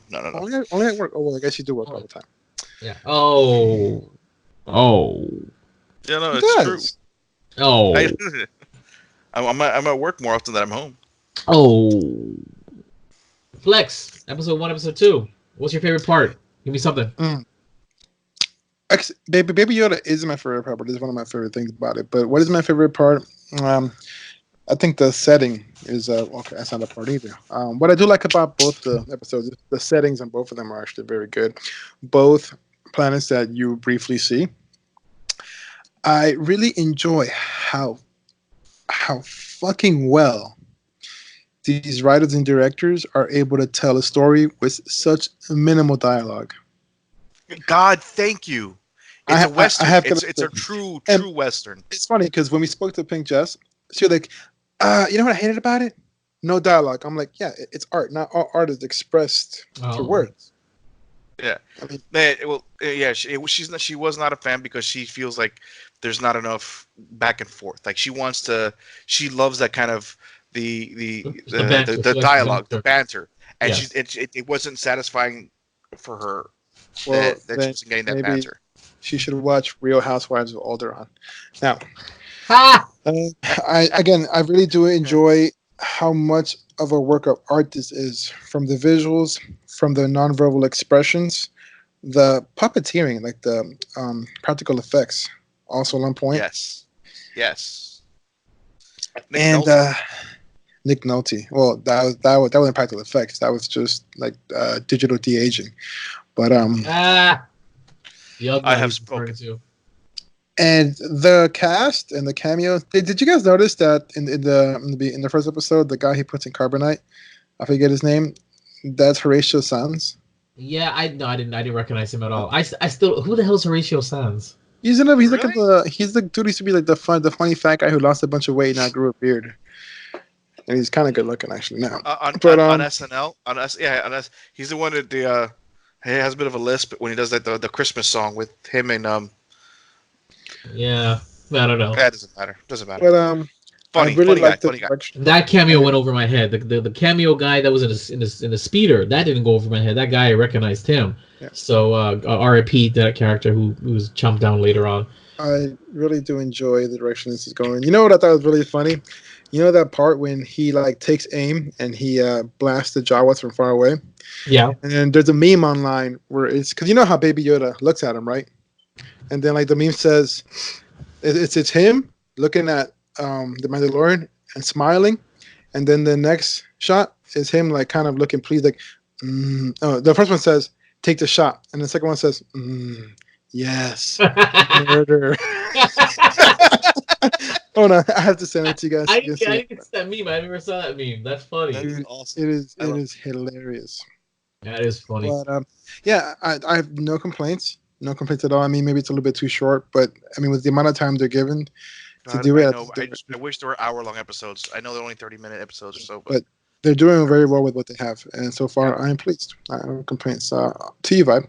I agree. The series is beautiful. It's stunningly beautiful. It is just as good, pleasing to the eye as Dark Crystal was for me. Dark Crystal Age of Resistance was for me. It's great. It's great. It's actually a lot more adult than I thought it would be. What really got me was the opening scene where he goes into the bar. He gets a fight with the other bounty hunters, and he literally pulls that guy in, and he gets caught up in that thing. I think he gets chopped in half. It's off screen, but it shows just enough for you to be like, ooh. I was surprised. I expected this to be a little bit more kid friendly, akin to Rebels, more kid friendly with a little bit of darkness, a little bit of stuff. But it looks like this is aimed more at the older kid or the adult fans, and I'm like, thank God, this is the first piece of TV media that's aimed at me. So I really appreciate that. Okay. Yes. I'm sorry, and I don't have to interrupt you, but I actually want to just So, my friend Eric, who's also I mentioned earlier today, yes, has never watched a prequel, a sequel, or any of the animated shows. Okay, only the original series. He's only original series. He's very much a purist in that sense. He's not a fan of almost anything that's come out since. He was a huge fan of the books that came out afterwards. Not even Clone Wars. No, he wasn't a fan of. No, man, like nothing before episode 4. To him, it's all fan fiction. Ooh. He was a fan of the Legends series, and but he actually finally broke down after I begged him to watch The Mandalorian, and he says that it was this is the Star Wars extra that he didn't know he wanted, but he's so happy he got. You see, Eric, coming from an individual like him, that says a lot. You see, Vibe, how Eric was able to stop sniffing his own farts from his mason jars and actually sit down and appreciate something. If he was able to change, so can you. Follow Eric's lead. What do I need to change? Stop. Do what Eric did. Stop saving your farts in your jars and sniffing them later on, so you can go. Well, The Last Jedi was a piece of shit, and because I'm a video connoisseur, I look at my fucking mustache. You don't have what Eric does. And then for you, it's like, look at my fucking beanie. There is the fact that I'm... Come on, Lewis. Pretty spot on. I gotta say. That was actually pretty good, bro. The fact that I'm even still watching Star Wars content shows that I'm still open to it, and I'm not sniffing my own fart. No, you're kind of like that woman who's in an abusive relationship who you keep getting beat, but like you just want to be there so you can complain about him. Yeah. Oh wow, that's interesting. That's interesting. I don't care what you say. I'm never going to appreciate The Last Jedi. It's never going to happen. It's just not. It's garbage storytelling. It shits on the legacy of Star Wars.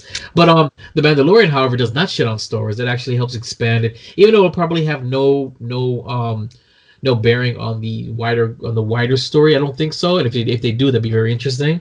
But I liked what I saw. Both episodes seemed kind of slow to me, and I think they dragged certain things on too long. The episode 2 when he was chasing after the Jawas, that entire scene, that entire action sequence lasted just a hair too long for me. It didn't have to go as long as it did. But at the same time, I appreciate that they don't make the Mandalorian this Ubermensch, this OP character. He fails a couple of times, even in episode 2, he had to be saved by Baby Yoda, and so he could take down that friggin' episode 3 looking motherfucker. So I appreciate it. I appreciate that he's a character. There's some lore there. Episode 1, you see that he took some of his Beskar, melted it down and got a new shoulder plate. His signet is going to be revealed, whatever that means. And that something happened to the Mandalorians. Some cataclysm happened to the Mandalorians that we did not see after Rebels. The Jedi. You mean the fall of Mandalore? Yeah, we didn't see that. We saw that in Rebels that there was a civil war on Mandalore, but they didn't lose. when the last we saw they were still carrying on. We didn't see the fall of Mandalore officially. The Mandalorian Wars, though, that's still canon. No, but that's not. Mandalorian Wars happened before Episode 4. Yeah, that was long in the past. They're talking about this cataclysm happened during the Empire. That's what they're referring to. Oh, so I think it's maybe just the scattered clans, and they got fucked up in one of their other planets. That's it. No, I think the original, the way it seems like is like the Empire wiped out most of the Mandalorian culture and stole all their Beskar metal. That's what it sounds like. That's why he said it's good to have it back in the hands of the Mandalorian, the way things should be. Because they took all the Beskar. Right, they took all the Beskar because it's the most powerful. But I think that the Mandalorians are a warrior race. They would not have just let the Empire come in there. They were wiped out. I believe the Mandalorians, and now they're just a scattered remnant around the galaxy. They're probably beaten to submission. I wouldn't say scattered. It's either bend the knee or die. I think because the way he made it sound like it, he says, "What happened to your people?" That doesn't sound like they were subjugated or bent the knee. It sounds like they were massacred. It sounds like they had their own little Star Wars Holocaust. That's what it sounded like to me from Bergen Heimlich, whatever guy. I'm just saying. I'm gonna watch the episode again, but he gave me the impression that his people were pretty much wiped out and scattered to the winds.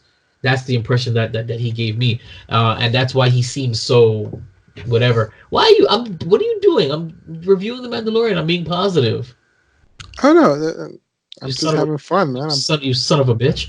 So I just got to piss really bad, so I'm killing time. Oh, okay. So yeah, that's about it, guys. So it's clear as day. We're gonna keep watching. Do you guys want to review every episode of the podcast? 100%. Okay. All right. So that's what we do. So that's a yes. In case you can't hear, you can't hear my head nodding.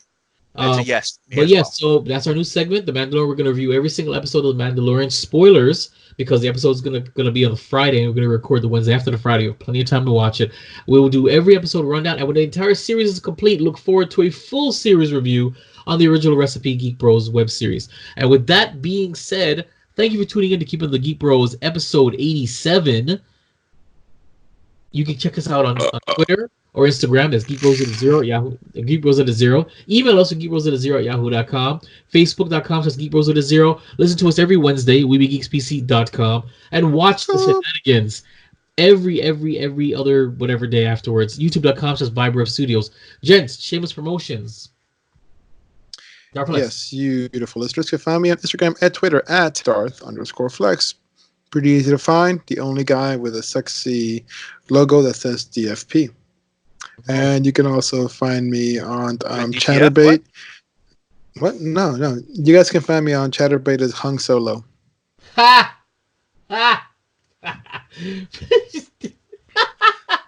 Garbanzo, please save us. You're My whole thing is you can find me. Oh god, you guys really threw me off on that one. You can actually find me on the gram and on Twitter at BeanTKE278. That's BeanTKE278, as well as on the YouTubes. There's not much going on there right now, but hopefully in the near future there'll be some new fun things to look forward to. And also feel free to post, ask questions, or what should I talk about on Garbanzo's Corner on Facebook.com/Garbanzo's Corner. Right, I have a topic for next weekend for Garbanzo's Corner. Fantastic. Did Jeffrey Epstein kill himself? Everyone knows he didn't. There's no reason to even talk about it. Okay. You believe in that conspiracy theory, but nothing else. That's funny. Because people are it's more plausible than fucking the Earth being flat. Okay, hold on. That's not the only conspiracy theory that I believe in. You really want to say that I don't believe in other conspiracy theories? Did I not give you the one in reference? Tell you the one that I thought of, or the one that I actually was kind of curious about the what the national parks really are, or about how Area 51 is nothing but a smokescreen. You did, bro. And you say that I'm. Come on. You did. I'm sorry. I apologize. I retract my statement. You can find me on Vibro Studios. That's Instagram, Twitter, Facebook, YouTube. Definitely check it out. There's plenty of stuff out there, more than just Geek Bros. Brand consistency. Brand consistency. I produce more than just Geek Bros. So you can see everything that comes to the studio, and enjoy it. So thank you for tuning in to Keepin' the Geek Bros podcast, and remember, geeking out still sounds this good. Keeping up with the Geek Bros.